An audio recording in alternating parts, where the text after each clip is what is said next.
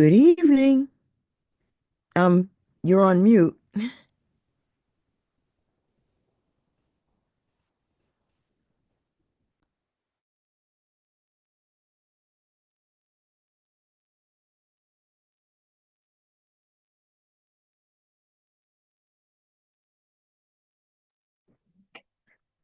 You're on.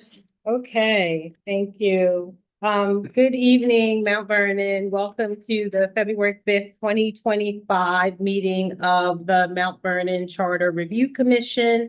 We're going to start with a roll call. Corrine Bell. Present. Rosa Blackwell Lawrence. Present. Brian Dwyer. Here. Anitra Hadley. Mary Kingsley. Susan Lawley. Here. Eileen Lambert. Dolores Lopes. Present. Erin McGarry. I'm here online. Geeta Morris. Kevin Morrison. Here. Haley Pilgrim. David Rogers. Monica Whiting Hogans. Raquel Bennett. Axel Eberman. Present via Zoom. Vince Ferrandino. Here. Michael Justino. Here. Gabriel Thompson. Here. Stephen Vasquez. Here. Donna Wimple. Here. Maranike Williams. And our guest attendant, Brian Johnson, to recognize. Okay. Excuse me? Nicole is always recognized. She's naturally recognized. Thank you. So today's agenda is a presentation by the blue team. So I'm just gonna turn it, I think the only member of the blue team here is my friend here. So I'm just gonna turn it over. Okay.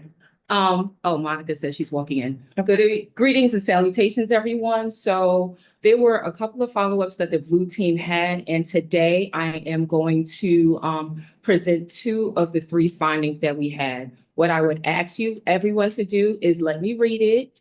I'm gonna have senior moments over here, so let me read it from my computer. Then we can have questions and discussions afterwards, and there are two items, and we can go from there. So the first item that I'm going to start with is dealing with Article 13, tax liens, Section 162, and kind of married together Article 12, Section 154, which deal with Article 13 deals with sales tax liens or tax liens, and Article 12, Section 154 deals with foreclosure of tax liens. They kind of intermarry with each other, so I kind of group them in that way. So the issue is the process of selling delinquent property via the sale of tax liens and its proceedings. So some background. Comptroller Morton in his office is currently preparing for tax lien sales and finds a section of the city charter, Article 13 tax lien, Section 162 area regarding to this area. Related to this process to be cumbersome and somewhat unclear. Both the Corporation Counsel and Comptroller have faced challenges interpreting the section to the extent that the departments had to create supplementary documents to really fully understand and navigate the current process. Given these difficulties, the Comptroller would like to recommend this section for consideration for revision. To give you some additional background, Mount Vernon currently has approximately 800 tax liens that are eligible for the tax lien process that are over 2 years old as described in the charter. Many of these properties are over 3 years old and could qualify for foreclosure under current charter guidelines, and referring to Article 12, Section 154. The value of the outstanding liens were not disclosed during our session. However, research shows, from what I can find, that it's in the range of $49 to $59 million. Additional information, the Comptroller also could not provide an exact date of when the last time a tax lien sale was conducted in Mount Vernon. The timing has been random, so anywhere from 20, I heard the number of 30 years. I don't think it's been that long, but we're not exactly sure of when some tax lien sales have had, but just adding that as for context. Research I have done did not pull up any news articles to provide the timing of the last sale. The comptroller and the corporate counsel want the authority under the charter to package tax liens as a bundle rather than selling individually, the ability to sell to private buyers, simplify the language following Chapter 783 of the New York State laws of 1974, and to follow along with current guidelines in which the language is broader. In addition to wanting the authority that the city, through the city council, has the authority to pursue both processes concurrently, determine which tax lien should be subject to foreclosure or sale, including but not limited to whether it should be commercial or residential, and as long as all tax lien are fall within that 2-year window are included in the options. Some of the charter test questions that the Blue Team went through, can this be resolved? Can this be solved by the passage of an ordinance? We had some debate about this. Technically, yes. However, Charter Sections 162A and 162B provides the city the right to collect taxes on properties as a lien. The city has the authority to sell and pay taxes. That right is called a tax lien. And each year, by the last Tuesday in June, the comptroller must advertise a list of tax liens that are more than 2 years old, providing notice to property owners an opportunity to pay the delinquent taxes, interest, and fees. Next, test question. Can this problem be addressed with an administrative measure, such as amending an existing city department or citywide administrative policy or procedure? Again, technically, yes. The administrative measure needed would be to follow the sections of the charter related to tax liens, develop an internal department procedure on how to execute based on charter guidelines. Should a solution to this problem be sought by getting new officials in office? The answer to that was no.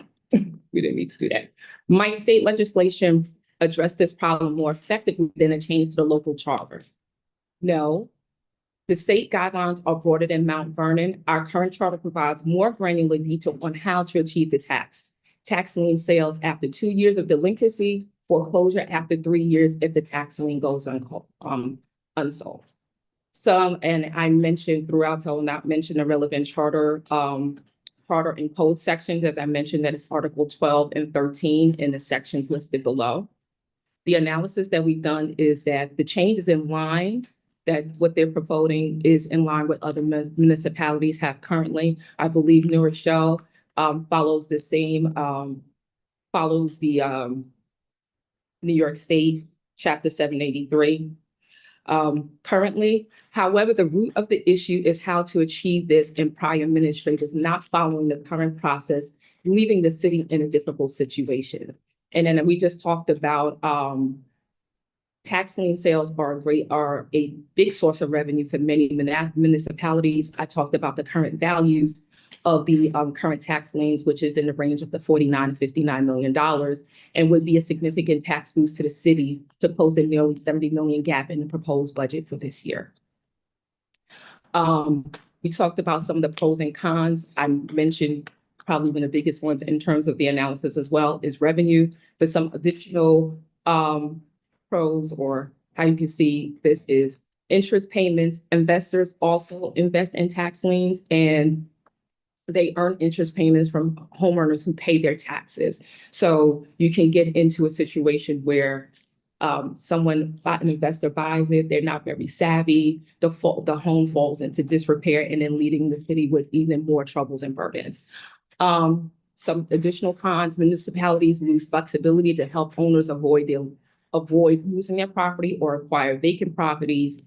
Tax liens can cause harm in areas that have been historically disinvested or improper use of our land. Also, being warned of speculative investors who may acquire properties cheaply and then abandon them after they get their money back, or developers creating projects that do not align with our current comprehensive plan. Also, in terms of the foreclosure process, the foreclosure process can be lengthy, expensive, and time consuming. Competitive auctions, investors need to be able to outbid other investors in competitive auctions. Some of the conclusions that the Blue Team has come up with is The controller's role in providing a list in accordance with the charter guidelines is outlined that any delinquency of tax payments over 2 years must be advertised for public notice with 4 weeks prior notice to the sale and conducted no later than the last Tuesday of June, and foreclosure happens if the lien is not sold and the delinquency is greater than 3 years, and both processes are independent and cannot run concurrently. So that is the first analysis of the blue team. So I'm gonna stop.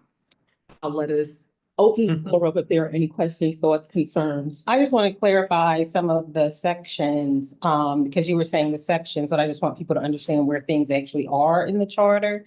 So the foreclosure process, as Karine said, is a sort of hyper legal, complex, paper heavy, long, arduous process that not many people want to do. Why Mount Vernon sort of chose it as its primary process for getting rid of delinquent taxes. Who knows? That happened many years ago. At some point, the city also, so because of that process, it is in the section for the Department of Law, right? It still is triggered by an act of the comptroller, which Karine said was sending the list. And then the tax lien section. So at some point, you know, in our history, Mount Vernon also gave itself permission, and the state allows this, to dispose of delinquent taxes by tax lien sale. That is its own separate section. And basically it's set like the intro paragraph just says Mount Vernon may do this. And then the rest of the section is about, if you're going to do this, this is how you must do it. And that's what Karine talked about, you know, advertising the things for sale. The advertisements have to have enough information for like the owners to recognize it. You give the owners an opportunity to pay. And if they don't, the charter says those liens must be sold. That is the 2-year process. The way I actually read a state comptroller, I think it was, opinion the other day that talked about the way this is supposed to happen. And this is why Queen said, you know, they're complementary processes, but they don't happen at the same time, is you have a bunch of tax liens. When they hit 2 years. Hi, what are you looking for? Planning board meeting? No. When you hit the 2-year period, those liens must be sold. Whatever doesn't sell, when it hits the 3-year period, charter says those things must go into foreclosure. Again, because frankly, nobody wants foreclosure, not for a bunch of liens. So I just wanted you to understand that, you will not find the foreclosure section in the lien section. You will find it in the Department of Law section. And then the lien section is its own animal, because it is also a fairly involved process, but it's quicker and cleaner. And so I think the big difference, as I understand it in the ask, is rather than having a process that is laid out that tells you what to do in the charter, the request, and I don't know if you can provide, Brian can provide more clarity on this, the request actually through the comptroller, is to have the section simply say Mount Vernon will follow, you know, state law, and like name the section of state law. The only thing I want to add about that is the state law section is still a beast, right? There's a lot of information there, and there would still need to be, processes and protocols and things that tell people how to do it. But as Karine said, there are things that are listed there specifically that are not in our charter. One thing I can point out is it allows for example, private sales. So it allows you to sort of bundle things and sell them not at private auction. I have not read it in a while, so I don't remember exactly what it says, but there are some things like that that are expressly mentioned in the state law that are not expressly mentioned in the charter. So I just wanted you to have that context before the discussion. So just so I understand, those things are laid out currently in the charter, correct? Yes.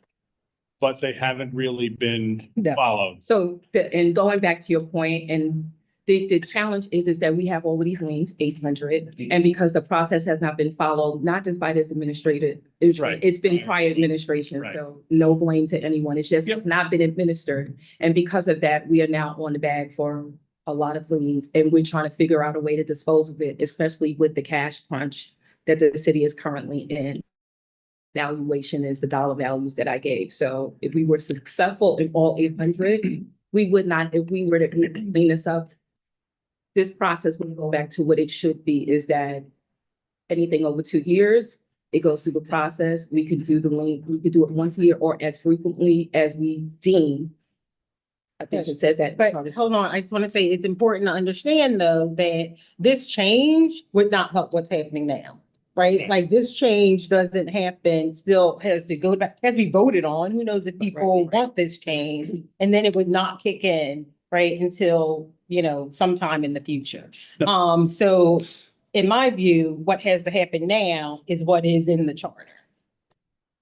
So I understand all that. Clearly, something is finally being done. But as a charter revision commission, my concern is, like many things, is we could tweak and improve the charter, but if it's not followed by the administration, those things we don't really have control over. As much as it's important and everything we're doing is important, pretty much, and we'll prioritize that, it still relies on the government administration in place to follow through on it. And so just a point of frustration, perhaps, in this whole process. Totally fair point. Hang on, sorry, because I just Axel's had his hand up for a while. Hey, thank you. Just to echo what Mike said, number one, so basically what is happening right now is they're saying we have a stipulation in the charter that has been ignored forever, that is currently being ignored. So what is the promise that it's not going to be ignored going forward if we change it, right? Unless there's something that is prohibitive right now that would absolutely prevent it from doing it, or it's set up so badly. I would like to see a bit better layout or commitment to say, well, once this is changed, it solves all our problems going forward. I'm not just hearing that, right? Number two, and I may need more information on that. So what I heard is that basically in terms of bundling the entire thing, I don't know if they currently cannot do it because of the process. I would be a little bit concerned about that because that would potentially, I think the responsibility of the Comptroller's Office is to get as much money for that as they possibly can, right? To make the city whole, because that's taxes owed. And that should be the process, and whatever it is, because I see that it could be procedurally easier for them just to take the entire package, but that would automatically then only go to a few big professional buyers of tax liens and would potentially become more opaque and lower the revenue for the city. So I think this would require more context. Yeah. Brian? I just want to say to Mike and Axel's point, courts are not equipped to enforce the law, right? We had a tremendous exercise in that. So I don't think that we can say we're not going to do something because it may not get done. And I'm not saying, We can't keep staying there because we can't control that, right? We have to put the laws in place. We have to change it. Right. What we think it should be. And then you have to hold your elected officials accountable. That's the only way it could do it. We spent a tremendous amount of time and a tremendous amount of money trying to force the former comptroller to do something, and the court said repeatedly, right? Courts can't run your government, right? And the expectation is that that the elected officials that are taking their oaths are doing their jobs for the people as the people put the laws in place. So I don't want us to get hung up on, we shouldn't do this because it may not be enforced, because that's, and so you can say that about everything that comes across the city. Okay, no. Yeah, Oh, yeah, I think we talked about, what's the wrong, what's the remedy? And I think this is like a solution in search of a problem. Like, there's no actual wrong right now. The remedy is in the charter. It's just not being exercised by the law department or by the elected. I don't think it can be changed by council because it goes directly to the roles, because we have an elected comptroller, it goes to the roles and responsibilities of an elected official, which is a whatever 23 or whatever mandatory referendum. Then one of the things about allowing private sales is just absolutely like my hand on a hot stove when I hear that. I mean, it's just rife with opportunity for corruption and misuse. I think it should have to be a opaque, transparent, open, competitive process, like an auction, public auction. Absolutely. Everyone should have a fair shake, people from Mount Vernon, people not from. And I also did some research on this, and we have the 1933, we had the foreclosure in a law department, and then the lien is from 1945, and the reason is in the Depression, New Rochelle, Mount Vernon, 8 other cities in New York passed a lien sale because they were all broke. Actually, this board of estimate contract, Mount Vernon had to reopen the budget to increase taxes in the middle of the year. It's really crazy shit in New York Times back then. What happens is all these cities sold tax liens. And then in 1938, the state said, violation of law. You can't create your own tax lien. So, well, this is important. So then what happened is they Bring it in. struck all those laws. The state expressly made it legal for cities to develop lien processes. And then the cities adopted legal lien processes, which is why it's from 45. So I think they probably both used to be in there. David, So regardless of where we are now as the current administration or even future administrations, the real question here is, you know what our current law states and the 2 options we have. We know a little more, and during conversations, one of the things that we expressed to Comptroller Morton was, well, you need to give us some more meat in terms of the potential advantages of what the state law provides that our current charter doesn't, so that we can properly evaluate the additional items. One of which is the sort of grouping of liens and selling them to a private investor. Now, while we all may have our issues around private investors selling them, buddy deals, et cetera, it's relevant from our perspective. Our perspective is simply, do we want to change the charter to allow these potential additional state laws that aren't currently available to us under our charter? And that's it. Regardless of whether it goes into effect this year, next year, the year after, doesn't matter. Brian, Yeah, I just want to respond to what Gabriel said. So it's not a function of the law department not just doing its job. So if you read and understood the process, the first part was what the comptroller did just last week when he did establish the passed by the city council. Then what would happen if the electeds decided that that was the route they were going to go, then I would identify a firm that can start trying to do this MRED process of the 800 properties. But you should know, being tangentially familiar with that process, it takes at least 2 years. So what the elected officials have been struggling with, and we're working closely with outside counsel to have the capacity to kind of really get into the deep dive of this stuff, is what are given the combination of options here, what will get the money in fastest, whether it's a combination of a tax lien sale and then going forward with, starting to get entitled to these properties, which has its own challenges, right? Because you have to go back to all the lien holders, it's a cumbersome process, and it takes 2 years. And to your point, we don't have a lot of time on the clock, right? So it's not the law department holding on. I just want to clear that up.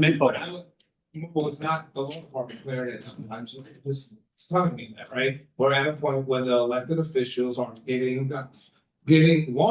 identifying the list of people, right? That's why the council, the comptroller said, these are the people we have identified that are legitimately delinquent properties. They have not responded to any of my correspondences, and so now the city has to make a decision on how to, so that's where the city is. And so that's it. I'd be interested in reading any of the research you have, because I thought that was very interesting.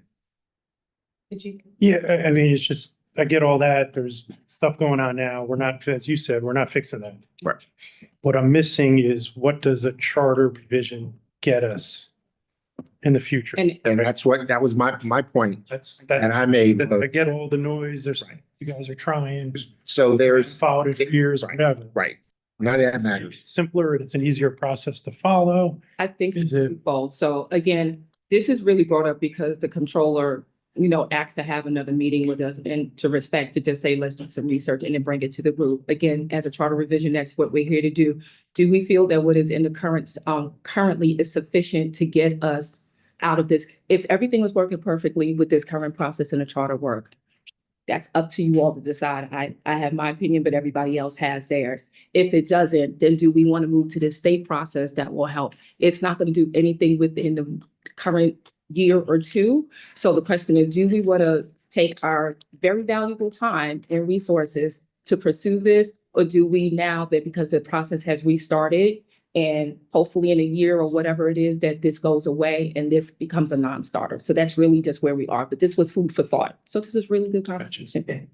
And just to add to that, so we made it clear that we're not going to spend our time researching this in terms of, laying out what the benefits of the state is.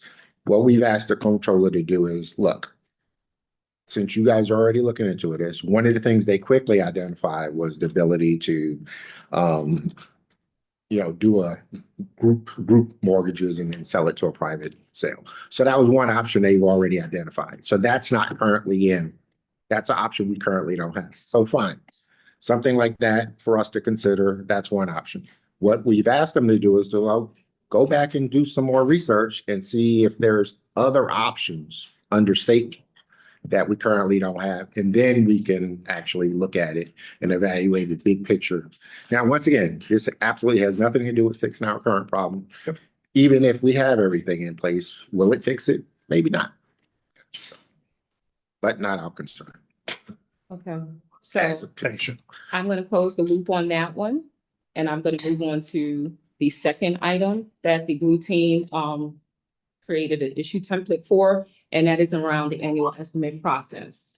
So Sorry, could you repeat that? I didn't. the second is Article 7, Section 81, annual estimates. And that is following up on the conversation that we had with Councilmember Brown, Mhm. the virtual Zoom that we had on February 8th? January. January 8th, I'm like, it's been a long year already. And just kind of go back to what we kind of kicked it around during her meeting, during that day, but to give it a little bit more thought and discussion with the Blue Team. So this is what we've come back with. So again, the issue is to explore updates to the budget process in the city charter. The background is that Daniel Brown, Esquire City Council President Pro Tempore, responded to concerns about the budget process adherence to the city charter guidelines during a city council meeting held December 2024. Mount Vernon residents expressed concern about elected officials not adhering to the charter's current provisions, particularly the role of the Board of Estimate and Contract in the development of the annual budget. Some of the charter test questions asked, can this problem be solved by the passage of an ordinance? We said no. Can this problem be addressed with an administrative measure, such as amending existing departmental or citywide administrative policy and procedure? Yes, an administrative measure needed would be to follow the dates set out in the charter and determine the gaps in the process that cause delays. Does the mayor or city manager already have the authority to make changes that might address this problem? In short, we said yes. And should a solution to this problem be sought by daily officials in office? Answer here is no. The issue will exist because it spans many different departments, both appointed, elected positions, and permanent staff. Might state legislation address this problem more effectively than a change to the local charter? We said no.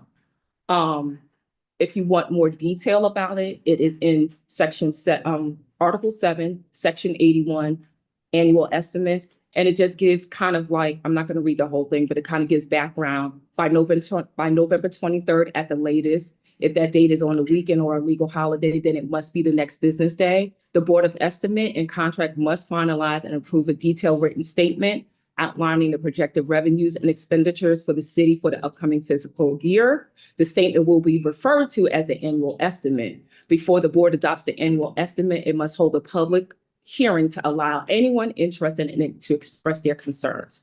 This hearing should take place no later than November 19th. Again, if that day is on a weekend or a holiday, et cetera, it moves forward. Again, this section is very long, so I'm not going to read the whole thing, but you guys will get it eventually. So it kind of outlines all of the key dates when it's supposed to go to the public, key dates that the reports and everything else are supposed to be worked at. And from my understanding, it is consistently not met and it's missed. And I think even the mayor kind of spoke out about that during one of our sessions. The analysis done is why should the voters care about this? And ultimately is the lack of timely insight that gives voters, residents, very little time to react. The Board of Estimate consistently misses deadlines outlined in our charter. And due to the current structure, it can appear that no one department, area, elective office is solely responsible for the development of this document that is a financial Bible of the city going forward. The budget outlines where our tax dollars are being spent by department, gives you unique insight on why Mount Vernon operates in the manner of which it does and which it has. And this also allows for important budget items to slip through the cracks due to the lateness of the submission and hurried report outs. Our conclusion, the Board of Estimates, which we know is the mayor, controller, city council, president, should be able to provide a timely budget based on the current charter guidelines. The first deadline date, November 23rd. If we are indeed getting quarterly reports, and those are now required, I believe, from the last charter, those can be easily used to determine a baseline budget and projections for the upcoming fiscal year. What is not clear is all the departments involved and whom is running the process and building a budget calendar, walking back from November 23rd and or December 15th to put in key dates for budget deliverables. And then some of the recommendations that came out of that is determine where the gaps exist in the current process. The mayor, finance, city council, department heads, in finance, or lean technology, they talk about something called a fishbone, and it is a method to identify potential root causes. And we can use that to determine the root causes of the budget process, to list all of the categories of possible issues, branching out like the bones of the fish, which the problem statement is the head of the diagram, and just kind of use this to brainstorm, analyze potential contributing factors to a specific issue, and then allowing those teams to kind of focus on the important, impactful areas. The second thing was make the compiling and coordinating of the budget rest in one area. Councilmember Brown provided examples of a few municipalities who have a budget director who leads the budget process, a mayor-led budget process, and a city manager-led budget process, which he kind of talked about during our virtual Zoom. Councilmember Brown did not identify exactly where and when the stops and starts in the process happened. Comptroller's office did not have any additional insight, and the mayor provided some insight that part of the delay rests in her area. However, expressed a reluctance to share some initial, First pass, right? yeah, her initial first pass of any budget, being that it's an estimate and the residents not understanding its final and the issues and sharing unfinalized numbers to the residents and kind of what that can cause within or be disruptive within a city council meeting. So that is the end of report out number 2. Are there any questions? I'm sure that there are. So I don't know if folks remember this meeting. It was fairly good attendance. And, people, I think, we wanted to bring this up again, just sort of to finalize what I got from that meeting. And I think what Council President Brown also got was that people didn't really have a lot of tolerance for this particular request. I heard a lot of like, it's set out there. Like, if there's enough there for you guys to figure out who needs to do what, and that this is really not where we should be spending our time. And I just wanted to I wanted there to be the opportunity for folks to talk about this, again, after, the blue team presented some more context. I don't know if I want to start with you. Well, I have something to say. We know you do. Go ahead. Well, because first of all, I just want to start with just kind of the intent behind New York Opens meeting law, just in case most people aren't probably familiar with this. I wasn't. That the public, the reason open meeting laws in New York exist, so the public can participate in the deliberations leading to public policy decisions, thereby promoting accountability and public trust in government operations. And that consists of 3 electeds. Anytime 2 of them are deliberating or are participating together in these discussions, it is subject to open meeting law and must be an open meeting. And we have an elected comptroller. That's one of the reasons that is with this BOE. The fact that no conversations take place, I watch every board of estimate contract, 0 take place, tells me they are either happening unlawfully against state law behind the scenes, or they're not happening. And so what happens is, because they don't want to release, I don't care if you want to, because you're in politics, it's political, you're a politician, this is public money, grow up. What happens is we get the finished result, like, here, look at this, what do you have to say?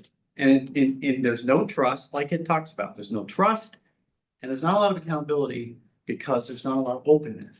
And so because the process is not open as it should be by law, everybody feels like you're just jamming it up. It's like the board of estimate contract meetings announced Friday after Thanksgiving for the next Tuesday. And then they jam up and wait, and the council holds their meeting right before Christmas. Anyway, so, that's it. Oh, and then also they brought up the city manager from Chuck Strome was here. New Rochelle's budget is award winning. I suggest everyone look at it. It's amazing. They flow charts of every department. It's insane. Right. Okay, so I asked him, how is your budget so good? Because the city manager delivered it. And he said, I got nothing to do with it. It's finance department. Right. No, I was just gonna say, so what are we talking about here, though? I'm gonna break, you brought it up. So again, because it was an ask by Councilmember Brown, Right. and it was kind of just quick, so we just wanted to make sure that we did the due diligence, we researched it, Okay. the why. Again, all of this is to decide if a revision of the charter is needed, if what is currently there suits our needs, is this a yes or a no? If it doesn't, do we want to change, and do we want to take the time, again, our precious resources, Right. to introduce this? And that's really, It's already laid out. I mean, I don't know, honestly, and I'm glad that you all did the due diligence and, so it can be explained, but it's already laid out. And I don't think we need to make any changes. Right. Here. Absolutely. Totally agree. This is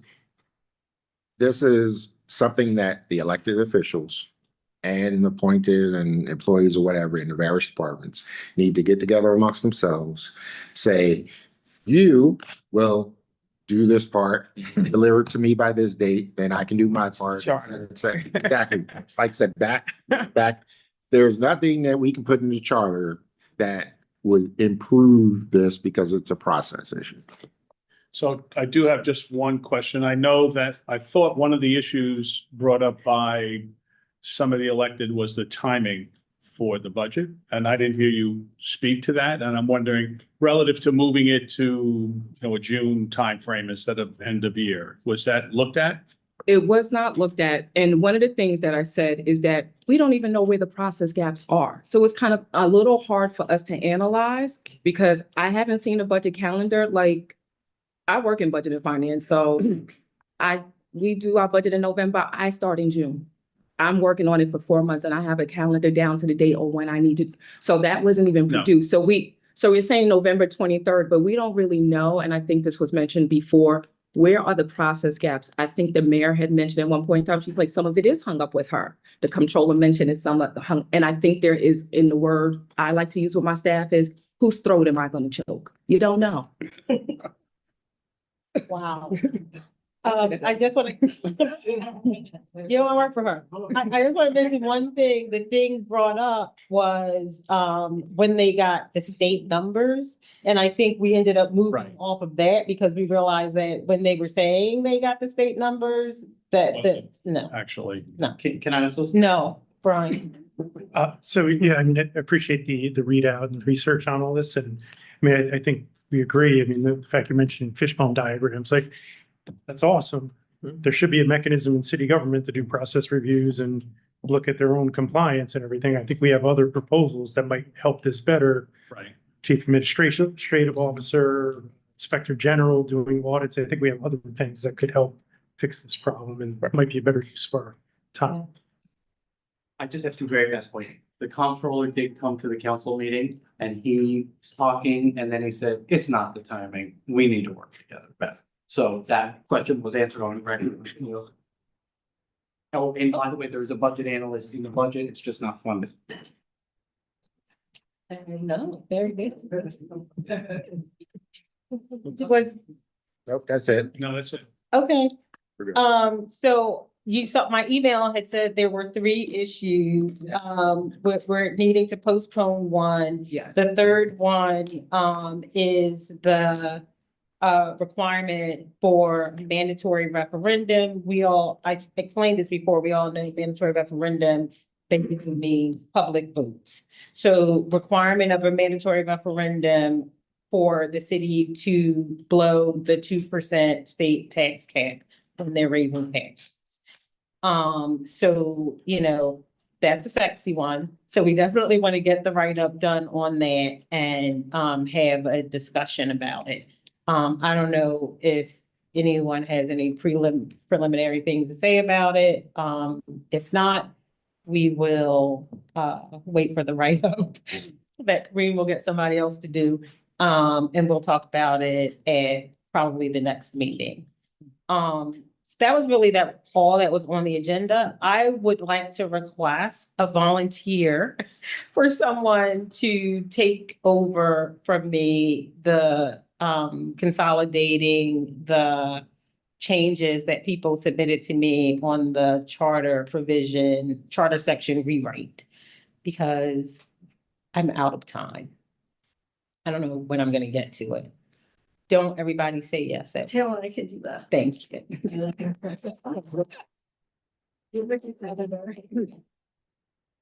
Okay, so I think that's it. We had a nice, efficient, speedy, yes. But just, I don't know if you saw my email, but the survey, the cities handled that. They put together the flyer.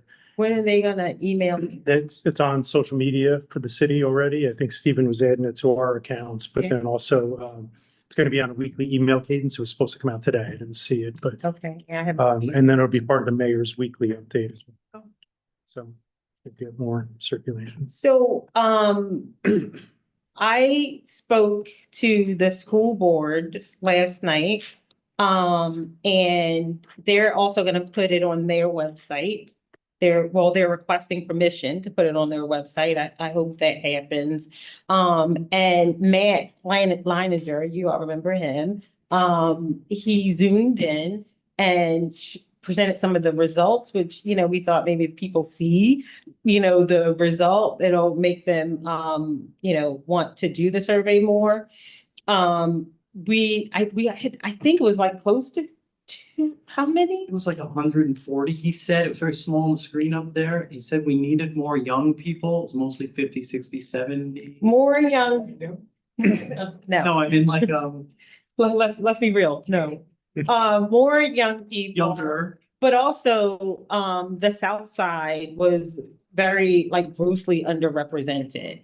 And so whatever we can do,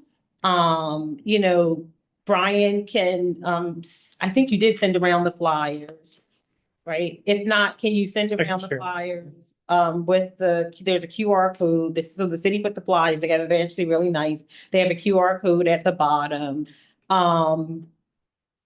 Anyone with a community or part of a group or whatever, especially on the South Side, if we could make sure that we get their input, like that's really important. And I think it shows through in things like, one of the questions is, what do you think the city is doing well? And like with the survey responses now, waste management was like way up there. And in my neighborhood, it's great, but even the guys who work there say that it's not so much on the south side. And I just want to make sure that that viewpoint is represented. So I feel like we need to work harder. A suggestion, can we Yeah. send that flyer, will the district send it out through the schools for the kids to take home? Oh, no, I mean, maybe email it.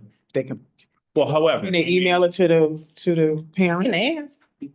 Yeah, they're not gonna Plan take the bias home. Newsletter, the school has like a newsletter. Oh, she just said to me, put it on their website. They said they were gonna put it on. They usually have stuff in the newsletter, If it's a newsletter that goes out by email, right? Or Yeah. something, yeah, that's what, and it goes on their Facebook. right. I'll confirm that they're putting it in their newsletter. They don't send paper home with students anymore? I don't think so. In paper. So that was. It's all That's email. brought up.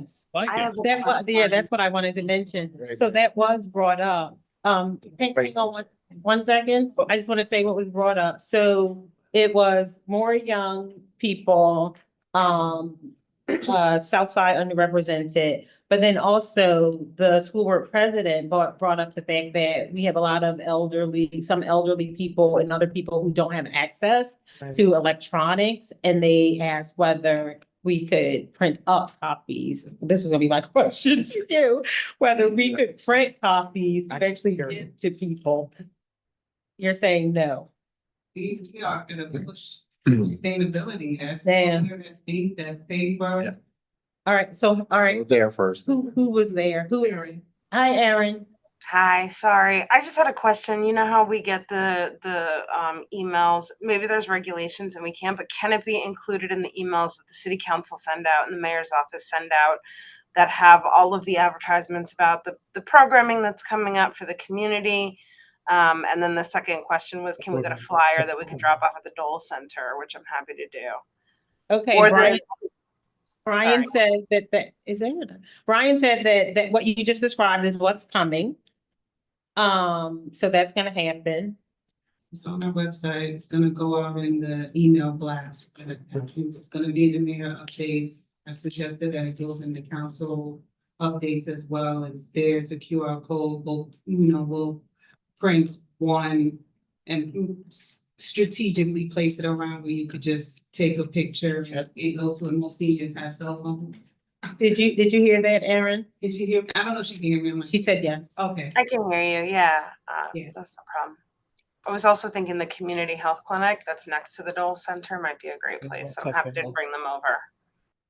That's the help plan. And so a lot of churches. A lot of churches. So be able to give it to constituent services and Eric Crump, and he could also. So have you listened? I'm leaving this to you. I'm doing this. So Eric Crump, a flyer for, look at how he's looking at me, like, reach out to Eric Crump to see if he can distribute, the flyer. And who was saying something about the churches? Yes, The church, there's a lot of, the majority of the churches on the south side. So if you can at least get a flyer into the church, because they'll post it, so that way, or they'll read it when they have like their church announcements or whatever, or, put it in their bulletin, but a lot of churches, I think that would be also a good way to get a reach. And what about, the app, was it next door? Yeah. It's on there, right? It's on there. Okay. Next door, Stephen has been really pumping that out. Are churches like co-ops where they have like a pegboard where you put stuff? Some of them do. A lot do. So if they have one copy with the QR code, you Right. can at least get people how to use QR. So I would just, I think the best way on the churches, I think I'll send out the flyer and everyone can print it out and go to your Right, church or whatever. There's no central way to distribute to all the churches in the world. So Behind black blinking. I will definitely ask, and I did, so I actually spoke there too. And I did say, I'll be back. So I can text, I think I had his text code and He's the president. and ask him to do it. But yeah, Brian, if if you have a way of sending it out to folks too, that would be great. But I'm saying I'll send it to this team and the way we operationalize it, everyone's gonna, Oh, and then everyone can send it. it's not all on me to figure all this out. Like everyone can, Donna lives next. you can start a volunteer. You can get Word of Mr. Pope. I live next door. I Donna, you can get to it. I can send it to Iris. Who's Iris? His wife. Oh. You said that like I'm supposed to know that. I was like the wife. Oh, then David, The link isn't specific. The what? The link for the survey. It's not specific to individuals, correct? None. Oh, that we can. Being have- like, right. So, because what I'm thinking is one of the things I can do, particularly with respect to the Dole Center or somewhere else, just go there one day with my laptop and talk to the seniors and say, hey, would you like to, fill out the survey, and just literally sit there and let people come through. Do that though? Yeah. With his laptop, They- Over and over. Okay, so it's not. But that's why I was asking if the link was. Not me. Okay. no. Okay. because it's anonymous. So I mean, So wait, I'm sorry. So can I do that or can I not? You could do that, Okay. but you're talking about doing something like a live survey where you say. No, This, I'm talking about, so let's sit Like, in front of your laptop. get a, have a table set up. Where and you have them say, do it by hand. No. right, sit there, they can come up to the table and do the survey, and the next one, they just rotate throughout the day as they come in. Like I'll sit there for, Use the keyboard, right, so it goes. right. And So, You're gonna do that? I'm willing to do that for like a couple hours a day if I need to. I mean, that's why I'm asking if it's something we can do. Okay. So I have a question. I'm sorry, just relative to, what's that? I don't know why I'm sorry. I don't, because I thought I interrupted, Dave. You did, okay. So anyway, is there a way to tell whether the same person is taking the survey? No, we talked Do we about know that. if- Somebody outside of Mount Vernon, If it's, or yeah, somebody that does not live in Mount. right, if it goes to Because I church. know with next door, you have like Yonkers, you have Yeah, Bronx. Yes, you use zip code. we do ask the zip code, and look, I just don't think, but we had some I'm people. just asking. Part of the no, you should, and this came up before, right? And I've had this discussion with NCL. Part of the reason there was only like 143 or something is because some people started it and didn't finish it. Like, I don't think anyone's chomping at the bits to take this survey and complete it. So there's that, we're not super worried about. Like, if you're taking it, it's because you're sort of committed to taking it. You think you're gonna get something out of it. There's that, and then, This is Vernon. There's ulterior motives all over the place. yeah. And then, the NCL said basically that they'll worry about that, like they have ways of, crunching numbers and looking at things to try and, account for that kind of sort of duplicity, so. like if David does his thing, Right. let them know, And they because see they'll like see all 100, these they'll see responses 100 coming from the And same they- IP. Yeah, Yeah. Well, it's based on the IP address, so they'll see that. got it. But that's if we see a problem, they can look at that data and say, well, we got 18,000 submissions from, The site. then we might have an issue. But And if they see that, they will, if they see that, He's running a kiosk. yes. But if they see that, that's something that they would raise. That's right. And ask. Yep. So they do have a way of, accounting for that. So I trust them Yep. to do that. And I think, but at the Doles, I believe they should have some desktops there. Right, and then Because they get and then also, computer classes for and seniors, it, stuff like that. yeah, that's what I thought. And then I wouldn't really count them out, like they don't know how to use technology, because you can they know how to use a phone, and I'm sure that they can, we showed them how to do, how. Yeah. Certain. Anyone who can do it on their own, just showing them, but anyone who wants to do it, that's all we just asking. Axel?